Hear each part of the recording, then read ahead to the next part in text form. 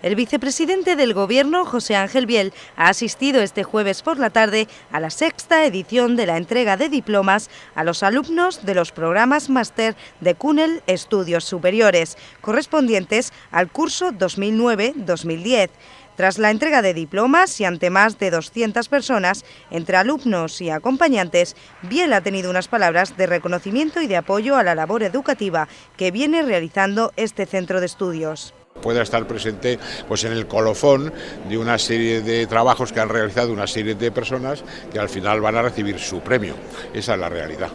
Al acto han asistido también el rector de la Universidad San Jorge, Carlos Pérez Caseiras, el director de CUNEL Estudios Superiores, Javier Cunel Jiménez, y el exjugador de baloncesto, Juan Maiturriaga, quien ha impartido la conferencia Equipos de Oro.